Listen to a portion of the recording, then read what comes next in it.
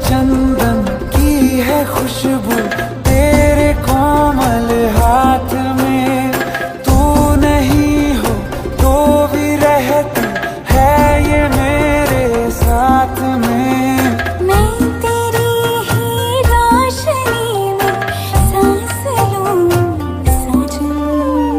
तू सूरज में सांझ पिया, तू सूरज में सांझ पिया। नमस्ते, मैं हूँ रिया शर्मा और मैं प्ले कर रही हूँ कनक राठी तू सूरज में सांझ पिया जी में।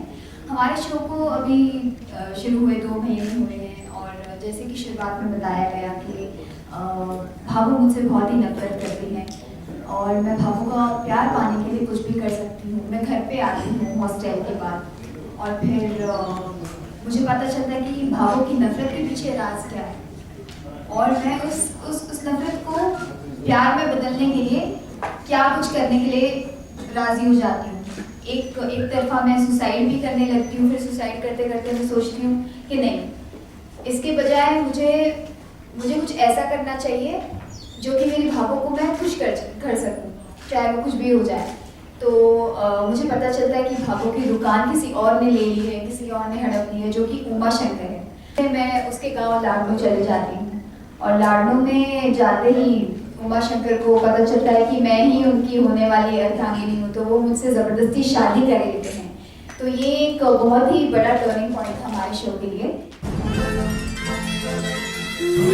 हे शिव शंभू, यही है ना वो लड़की जिसके जोग संजोग बार बार आपने मेरे साथ बनाए। आप वो पहली लड़की हैं जो मुझे पाई, इसे ईश्वर का संकेत समझिए। और कनक का एक बहुत ही स्ट्रॉन्ग साइड यहाँ पे दिखा है। कनक को पहले बहुत ही डरी हुई और बहुत ही डरपोक सी लड़की बताया गया था, बट वो कैसे अपने डर को ओवरकम करके एक अपनी भावों की दुकान को पाने के लिए इतने दूर लाडनू गांव चली जाती है और उस बीच उसकी शादी भी हो जाती है ज़बरदस्ती, और वो होने के बावजूद वो उस शादी को झेलने के लिए तैयार है, सिर्फ इसलिए क्योंकि उमा शंकर के पास भावों की दुकान है। और उमा शंकर को ये पता नहीं चलता इस बीच कि वो किस मोटिव से उसके घर में रही है। जैसे उसका मोटिव खत्म होगा, जैसे उसका मकसद खत्म होगा, वो उसके घर से चली जाएगी। और फिलहाल हमारा ट्रैक ऐसे जा रहा है कि कनक जा चुकी थी उमा शंकर के घर से और हनुमान गली आई थी अपने राठी परिवार के पास, भावू सब लोगों के पास, लेकिन उसके पास दुकान अभी तक नहीं आई। तो वो सोच में पड़ गई, उसने इतना कुछ किया, जबरदस्ती शादी तक हो गई, लेकिन हाथ कुछ ना लगा। तो उस बीच उसके पापा सूरज राठी आते हैं उसे गाइड करने के लिए कि तुम जो कर रही हो वो गलत नहीं है, बस इसके साथ आगे बढ़ो, पीछे मत हटना। तुम जो वापस आ गई हो, तुम्हें वापस जाना पड़ेगा उमा शंकर के पास, क्योंकि वही भावों का प्यार है और वही तुम्हें जाकर जीतना होगा। तो उमा शंकर के साथ रहना मतलब एक बहुत बड़ा टॉर्चर है कनक के लिए, क्योंकि उसके जैसे विचार हैं धर्म और नियम के बारे में, वो आज के ज़माने में शायद आज की कोई भी लड़की उसको अपनाएगी नहीं, जैसा उमा शंकर सोचता है। तो कनक के पापा सूरज राठी उनसे कहते हैं कि बेटा तुम आगे जाओ, लड़ाई तो राम और कृष्ण ने भी की थी, लेकिन कृष्ण ने छल का तरीका अपनाया, लेकिन वो तरीका गलत नहीं था, क्योंकि उसके पीछे जो उसका इरादा था वो गलत नहीं था। तो ये सोच के कनक अपने राठी परिवार के पास जाती है, उनसे झगड़ती है, उनके अगेंस्ट हो जाती है, बस सिर्फ इसलिए ताकि वो उनको खुश कर सके। उनको नाराज करके वो भावों की दुकान जीतना चाहती है और राठी परिवार को इस बीच ये नहीं पता है कि वो ये सब क्यों कर रही है, वो अपने परिवार के खिलाफ क्यों हो गई है। तो वो उनसे झगड़ा करके उमा शंकर के पास वापस जाती है और उमा शंकर को अब भी ये नहीं पता है कि वो क्यों आई है उसके घर। और आने वाले ट्रैक बहुत ही इंटरेस्टिंग होने वाला है, क्योंकि अब कनक को ये डर है कि उमा शंकर तो उसे अपनी बीवी मानता है, तो कुछ भी कर सकता है मेरे साथ, लेकिन मुझे भावों की दुकान पाने के लिए उसके घर में भी रहना पड़ेगा। तो कल बहुत सारे तौर तरीके और बहुत ही नाटक करती है जिससे कि वो सारी सिचुएशन से बच पाए, और वो आने वाले ट्रैक में वो एक ऐसा खेल भी खेलेगी, एक बहुत ही इंटरेस्टिंग होगा जिसमें मेरा ड्यूअल कैरेक्टर होगा, जिसमें मैं उमा शंकर के सामने रियल कनेक्ट रहूंगी और मैं उसको क्लियरली बता दूंगी कि भाई जब तक हम एक दूसरे को अच्छे से जान नहीं लेते हम पति पत्नी की तरह नहीं रह सकते। और परिवार वालों के सामने वो एकदम ही सुशील और बहुत ही अच्छी बहू बन के रहेगी। तो ये जो दो चेहरे रहेंगे फेस में, सीरियल में दो चेहरे रहेंगे, वो बहुत ही इंटरेस्टिंग होंगे देखने के लिए। तो मैंने जैसे ही जब मैं अपने फर्स्ट ईयर ऑफ ग्रेजुएशन में थी तभी एक्चुअली मेरा विचार था कि मैं मीडिया में कुछ कोर्स करूँ, जर्नलिज्म का कुछ कोर्स करूँ, न्यूज़ रीडिंग से मुझे बहुत ज़्यादा इंटरेस्ट था उस वक्त। बट किसी कारणवश मैं I was a science student और वो मीडिया में की लाइन में जाना मेरा हो नहीं पाया था।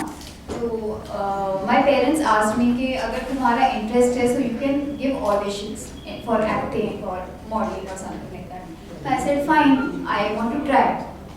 तो मैंने ऑडिशंस दिए और मुझे अपना पहला शो मिला, इतना करो ना मुझे प्यार, within I guess 1 or 2 months of auditioning, और मैंने एड्स भी की कुछ। तो वहीं से मेरा एक्टिंग का सफ़र शुरू हुआ। और उसके बाद मैंने MS धोनी की NTV का एक शो भी किया और ये मेरा तीसरा शो है। It is the biggest show I am या। बचपन से शौक था एक्टिंग करने का? नहीं था मेरा शौक। मीडिया के साथ सीखा? नहीं, मेरा शौक बचपन में तो मेरा शौक था IT प्रोफेशनल बनने का। फिर मेरा शौक हुआ जर्नलिज्म में जाने का, न्यूज़ रीडिंग में जाने का। फिर मैं एक्चुअली आज एक्टिंग कर रही हूँ, यही मेरी डेस्टिनेशन है। कब तक रहेगा ये शौक? क्या आप शौक बहुत जल्दी चेंज कर रही हैं, तो ये शौक कब तक रहेगा? देखो लाइफ टाइम में ना हम ये शौक नहीं है। हाँ। शायद इंसान को इसी एज में आके पता चलता है कि उसके लिए क्या सही है क्या गलत है। वो तो मैंने बचपन की बात कही कि मुझे भाई IT में, वो तो तब मैं शायद 5वीं-4वीं क्लास में होंगी, और मीडिया का भूत तो मैं शायद 10वीं क्लास में होंगी जब मैं कॉलेज में जस्ट एंटर ही हुई थी तब था। लेकिन अभी मुझे रियलाइज़ हुआ कि दिस इज़ द टैलेंट जो मुझ में है और मुझे उसको यूटिलाइज करना चाहिए अपने फ़ायदे के लिए, अपने करियर के लिए। और अगर ये मेरे लिए वर्क करता है तो मैं डेफिनेटली इसमें। इसके लिए तो बहुत अच्छा लगता है कि बहुत अच्छा सीन लग रहा है, बहुत अच्छे तैयार होकर बैठे हैं और अच्छा लग रहा है। बिल्कुल। लेकिन रियलिटी में जो रहता है कि आपको जो चीज़ें फेस करना पड़ता है अंदर में, उसमें और रियलिटी में क्या डिफरेंस है? यानी कि ऑडियंस जो स्क्रीन पे देखती है, आपको अपने आप में क्या फील होता है? बाहर से तो बहुत अच्छा लगता है, फिर लाइफ में काम कर रहे हैं, लेकिन उसके अंदर की स्टोरी कुछ और ही रहती है। देखिए आप किस सेंस में कह रहे हो मुझे नहीं पता, लेकिन जहाँ तक मेरी जर्नी का सवाल है, मैंने हमेशा मैंने बहुत ही साफ काम किया और बहुत ही साफ लोगों से मिली। आज तक जो मैंने सुनते आई हूँ फिल्म इंडस्ट्री और TV इंडस्ट्री के बारे में, मैंने ऐसा कहीं कुछ नहीं देखा है। क्योंकि मेरा ये मानना है कि इंसान जैसा है, एक्टर जैसा है, आप जैसा रिस्पॉन्ड करोगे आपको उसी तरीके से रिस्पॉन्स मिलेगा वापस। तो मेरी जर्नी तो बहुत ही मेरा तो कोई बैकग्राउंड ही नहीं था एक्टिंग का। मेरे पेरेंट्स ने मुझे बहुत सपोर्ट किया है और मैं ऑडिशंस देती रही और शायद यही था मेरा। फिल्मों में चांस मिलेगा तो आप जाएंगे? फिल्मों में बहुत डिपेंड करता है, क्योंकि मेरा जो भी क्राइटेरिया है वो फिल्म या TV या एड का ऐसे मैं दिमाग में लेके कभी नहीं चलती। मेरे दिमाग में ये है कि कैरेक्टर कितना अच्छा है, मुझे कितना खेलने मिलेगा उस कैरेक्टर में। जैसे आजकल आप देखते हैं कि TV में सिर्फ वो बहू सास बहू का ड्रामा ये सब दिखाते हैं, तो मुझे वो सब चीज़ों में इंटरेस्ट है ही नहीं। शायद मुझे अगर वैसा एकदम कॉमन एकदम जो सब कर रहे हैं अगर वैसा मिलता तो शायद मैं इतना इंटरेस्टेड नहीं होती। लेकिन मेरा जो कैरेक्टर आप देख सकते हैं, ये शायद TV पे बहुत कम या आपने शायद देखा भी नहीं होगा जैसे कैरेक्टर। वो एक बहुत ही बनी है एंड जैसे मतलब वो बहुत ही आज की लड़की है, वो कुछ फेक नहीं है कि मतलब हमेशा वो एक लाइन में बंधी रहेगी या ऐसे कुछ। आज की लड़कियां उससे रिलेट कर सकती है और इनफैक्ट मैं खुद कनक से रिलेट करती हूँ। तो वही बस मतलब फिल्म या और फिल्म में मुझे अच्छा कैरेक्टर मिलेगा तो मैं जरूर करूँगी जो मुझे लगता है मेरे सही है। So, on what levels do you relate to Kanak's character? कनक वक्त आने पर काफ़ी स्ट्रॉन्ग हो जाती है और काफ़ी अपने हक के लिए लड़ने पे उतारू हो जाती है। मैं भी काफ़ी हद तक वैसी ही हूँ। सही वक्त आने पर इंसान को कहना चाहिए, कभी चुप नहीं रहना चाहिए। कनक बहुत ही डरपोक सी लड़की है, वो शायद मैं इतनी डरपोक नहीं हूँ जितनी कनक को दिखाया गया है। तो कनक डरपोक भी है लेकिन वक्त आने पर वो इतनी स्ट्रॉन्ग हो जाती है कि वो जैसे आप देख सकते हैं भावों का प्यार पाने के लिए वो एक जबरदस्ती शादी तक को झेल रही है।